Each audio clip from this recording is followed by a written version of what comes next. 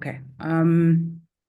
So like I mentioned, today's session is just a bit on giving you guys a few tips on mentoring, safeguarding, and then talking a bit about the dashboard and what is going to be happening in the next phase. If you managed to join the other session or watch the first phase video that we did for phase 2, you'll note that I had mentioned that this time round, we are hoping that you take a bigger role in terms of being more of a mentor than just a facilitator. And so we thought that it would be essential just to give you guys like a bit of a refresher on what exactly we would be expecting from you in terms of how you're going to be providing support as a mentor. So just a summary on what your role would sort of be like. We are expecting that, sorry, let me just add these people. Yeah, so we are expecting that within this phase, you will be assigned to mentor either one individual who has a project or a group who applied for their project. So the idea is that you would either support a team or an individual, and at the moment, we might have some leads be assigned to more than one project, but ideally we were looking to have one mentor per project, but you might find yourself with 2 projects or an individual project, depending on how the division's been done. Also, your role would be more so to encourage discussions with participants to guide them on their projects, but we want you to be ensuring that you're mentoring them rather than providing solutions or, directing their projects. And then also, lastly, it's about sharing guidance based on your experience and the knowledge that you have, and also being open to learn from them as well. So why we thought there would be a need for mentoring in phase 2 is because I think as people who have maybe worked with innovation or done something with innovation so far, you would know that innovation isn't always led by an expert. It's led by someone who's quite enthusiastic about the idea, who wants to bring new concepts to the way they work. You want to learn. So at this phase, they already have a lot of the theory. Now it's about trying to get into more of the practicalities of mentoring and how we can do that. Yeah, so we're just going to be trying to build their experiences through this process. You can come in. If anyone is unmuted, please mute yourself. I can't really see who's unmuted. But the idea is that we want you to become a peer mentor. So we chose the term peer mentor because we think that a lot of you might be in similar phases in your knowledge with these participants, but also being a peer mentor allows you to also have the ability to learn from them as well. So why we're expressively saying that we would like for you to be a peer mentor is because we also want to encourage you to not feel pressured to always know everything. The process of being a good mentor is also being open to learning and understanding things. And peer mentoring is, as I'm saying, a two-way process where you have the experience and you share what you know, but you're also open to learning what your peers' needs are and understanding them and giving them guidance on things that you may know or may not know. So a lot of this role that you'll be playing will be to basically understand what your participants' needs are. Because once you have a better understanding of them and their projects and their passions and what is driving them to develop these projects that they're developing, then there's a better chance of you being able to help them in the right way.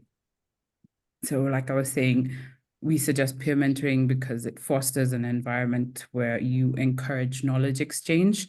And it's really good for collaborative problem solving and, developing this relationship of co-learning. And especially for innovation, there's a lot of space for being collaborative, for learning, and encouraging that knowledge exchange is very important. Also, we just wanted to highlight that you should remember that you are here to be a mentor, not a coach. And so what we mean by this is don't make the participants' projects about yourself. You may have experience in the field that they're trying to work in, but that does not mean that you should be pushing or leading discussions about their projects into a direction that you feel comfortable in. The idea is that you allow them the space to be creative with the ideas and to also learn how you can help develop their projects with them if they seek that guidance from you. Again, your sessions with them don't need to be structured or formal. I think you should do your best to try and create a space where your mentee feels comfortable enough to approach you about whatever issues they're facing through the process. And then lastly, we're not requiring you to develop their skills or to train them to become experts in any field. The idea is that it's just a space where you should be able to share your knowledge and encourage creativity, but not so much like be a director in the sense that you're trying to train them to know things, but rather to just learn as they go. I think you would remember that we did share that session with you guys on feedback. And when you're mentoring, I think feedback is a really important process because it's all about how you listen and observe what your mentee is sharing with you. And it's very important that you provide constructive comments back to an individual. And we had shared this with you in the session that we did with the leads. This was the feedback process where you can reflect, inquire, suggest, and then elevate an idea. We also think that in this feedback space, if you have the capability to create connections for your participants, then it's really good for you to also open doors for them if they're looking for experts in a field that you know of who could help guide them, then that would be really beneficial. But also, it's about knowing where you can find the right information. So if a participant comes to you with a question, you don't always have to provide the right answer at that moment. You can tell them your opinion on the problem that they've raised to you, but then also explain to them that you will go further to look into it, and then you come back and give them information that is constructive and helpful for them in their process.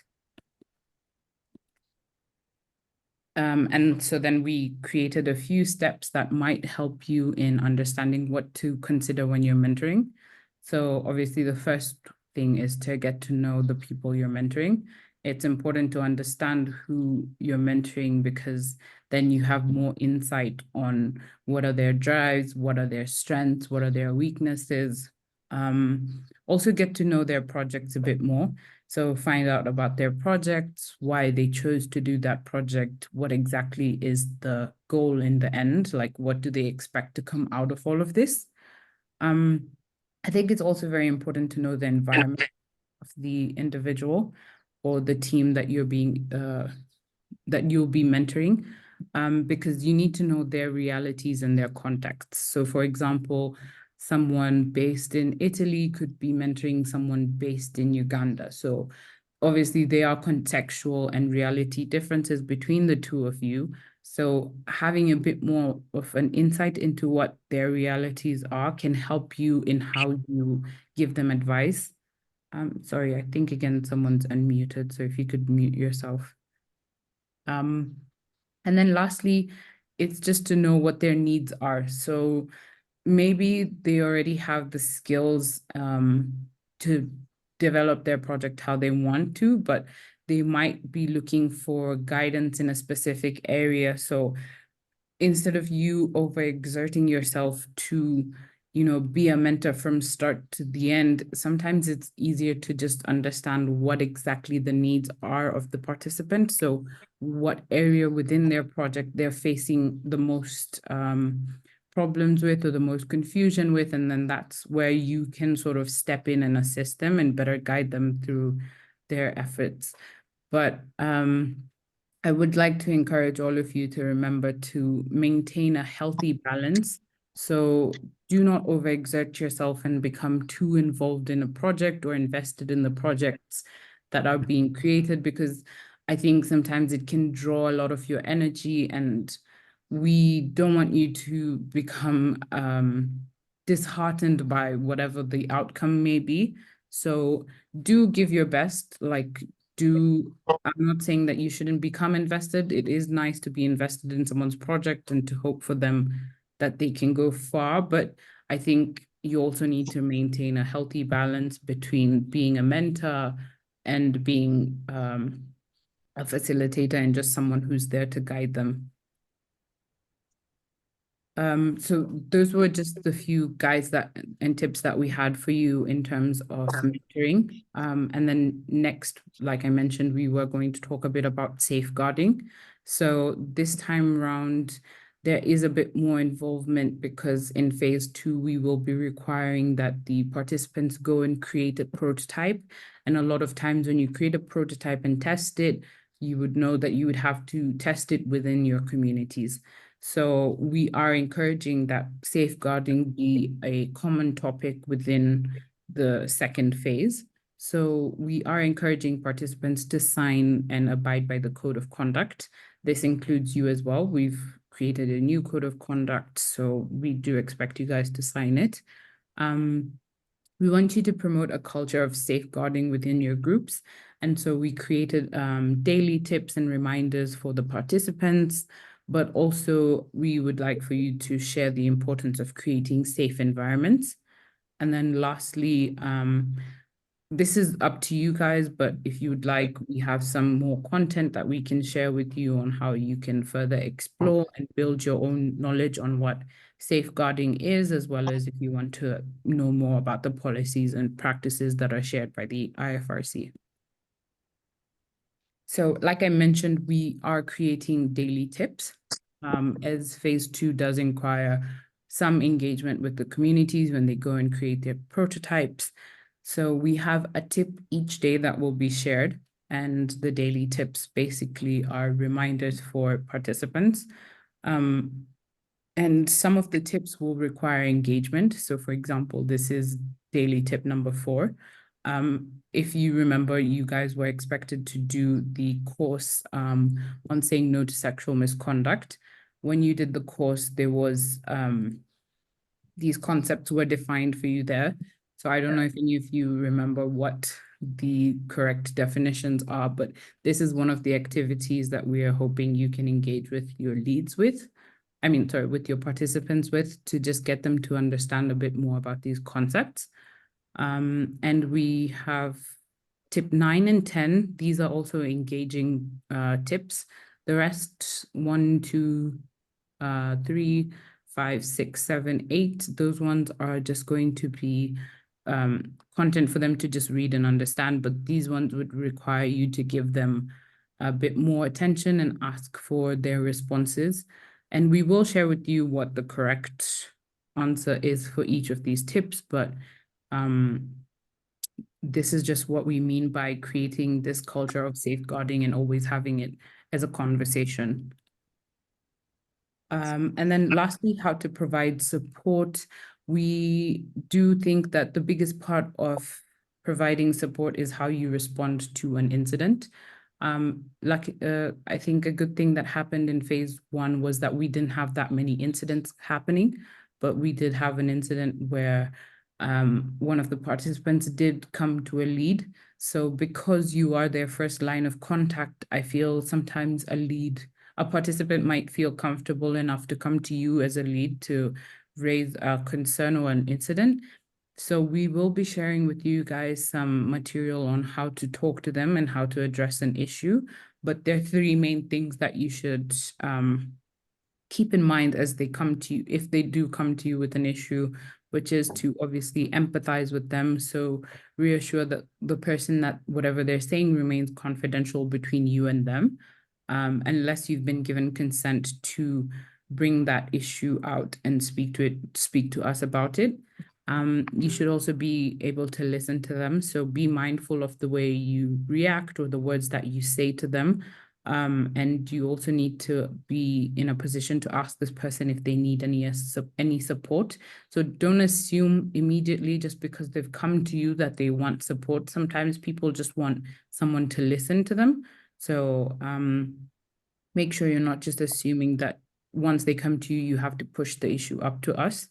And then lastly, it's about taking action. So ask the person for their consent to take any action before you involve anyone else, because obviously if you involve us, that means that you'll be sharing their information with us and the issue. So you need to have their consent, and then always refer them to the appropriate lines of contact and support. So for contact and support, we have two main lines.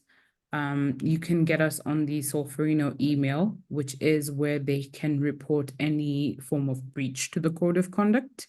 But if they have any case that they want to report, so if it's abuse, if it's any form of harassment and they feel they need to speak about it, then we are encouraging them to go directly to the IFRC's integrity line about that. So that covers the issue of safeguarding. And then lastly, what's to come in phase 2. So like I mentioned, we'll be giving you a bit more documents on safeguarding and how to approach people if they do come to you with their concerns.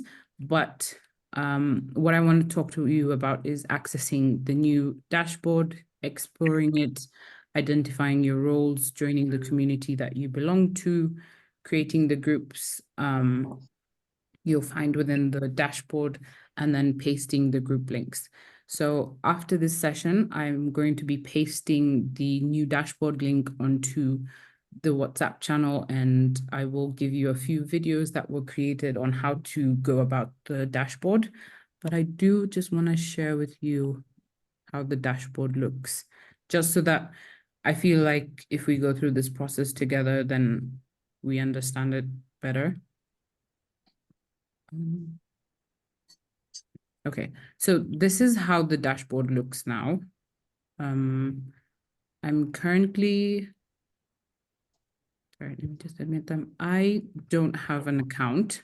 Well, I do have an account, but as someone who's not a lead, I do have the ability to just see these parts, but I don't have the ability to like go through all the content. So I will just be using, so these are all the leads. I'll just pick one of the leads. I'm gonna pick Maureen because I know that she's supposed to be posting the announcements in one of the communities that she's part of.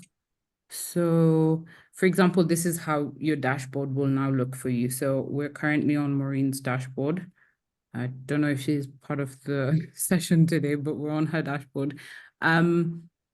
And so this is the information that you get at the beginning. So, okay, well, it's not day 1, but you can browse through the days to see the content. So you can either see the previous day's content or the next day's content, just to prepare you guys, because I remember that was one of the comments we got back, was that leads wanted to know the content a bit earlier so that you know how to prepare yourself.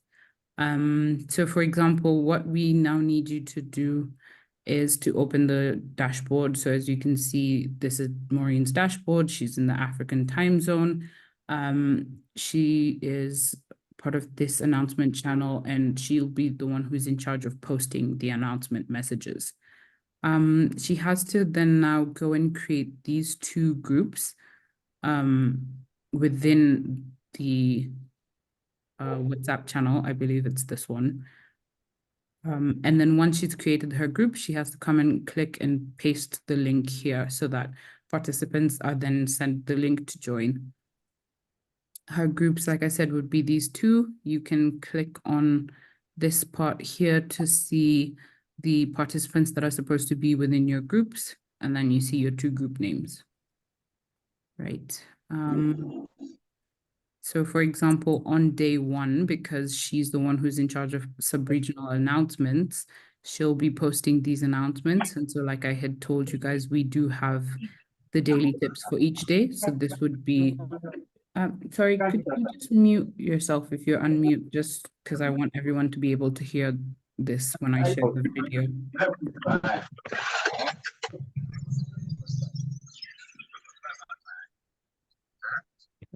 I'm just gonna have to mute people. Apologies. Who else is unmuted? If you're unmuted, please just mute yourself just for a few minutes and then we can do questions after. So basically this is how the new dashboard would look. And then one thing that we added so that you're keeping track that you're doing all the right things is that once you post a message, you can click here and it would basically tick it as done so that you're aware of what you've done, what you haven't done, and the times that you've done all these things. But yeah, so basically I will share the link. I do encourage you all to go through it, discover your groups, create your links, post the links in the dashboard so that we can start getting the participants to join. But yeah, that is basically what today's session was about. I'm just gonna stop sharing.